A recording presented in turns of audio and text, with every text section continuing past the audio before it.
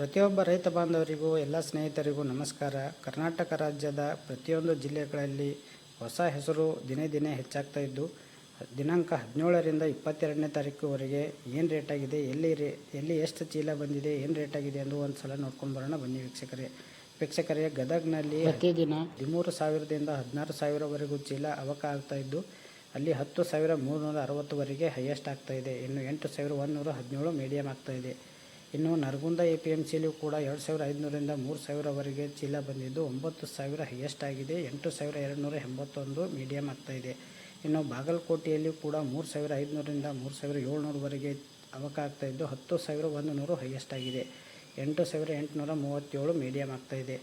ಬೀದರಲ್ಲಿ ಕೂಡ 800ರಿಂದ 1,100ವರೆಗೆ ಚೀಲ ಬಂದಿದ್ದು 10,305 ಹೈಯೆಸ್ಟ್ ಆಗಿದೆ ಹೋದ ವಾರದಲ್ಲಿ.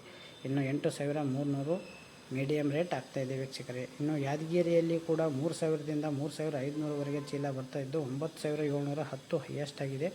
7,527 ಮೀಡಿಯಮ್ ಆಗಿದೆ. ರಾಮದುರ್ಗದಲ್ಲಿ ಕೂಡ 2,000ದಿಂದ 2,200ವರೆಗೆ ಬರ್ತಾ ಇದ್ದು 10,099 ಹೈಯೆಸ್ಟ್ ಆಗಿದೆ. 9,253 ಮೀಡಿಯಮ್ ಹೆಸರು ಆಗ್ತಾ ಇದೆ. ಲಕ್ಷ್ಮೇಶ್ವರದಲ್ಲಿ ಕೂಡ 3,500ರಿಂದ 3,700ವರೆಗೆ ಚೀಲ ಅವಕ ಆಗ್ತಾ ಇದ್ದು 9,789 ಹೈಯೆಸ್ಟ್ ಆಗಿದೆ. 7,462 ಮೀಡಿಯಮ್ ಆಗಿದೆ. ಇನ್ನು ಹುಬ್ಬಳ್ಳಿಯಲ್ಲಿ ಕೂಡ ನೋಡಬೇಕಾದ್ರೆ ದಿನಾಲು 1,400ರಿಂದ 1,600ವರೆಗೆ ಬರ್ತಾ ಇದ್ದು 9,409 ಹೈಯೆಸ್ಟ್ ಆಗಿದೆ. ಇನ್ನು 7,648 ಮೀಡಿಯಮ್ ಆಗಿದೆ ವೀಕ್ಷಕರೇ. ನೀವು ಪ್ರತಿದಿನ ಬೀದರ್ ಜಿಲ್ಲೆಯ ಒಂದು ರೇಟನ್ನು ನಿಖರವಾಗಿ ನೋಡ್ತಾ ಇದ್ದೀವಿ. ಇವತ್ತು ಕೂಡ ನೋಡೋಣ. ಇನ್ನು ವೀಕ್ಷಕರೇ, ಹೊಸ ಉದ್ದು ಕೂಡ ಅವಕ ಆಗ್ತಾ ಇದೆ.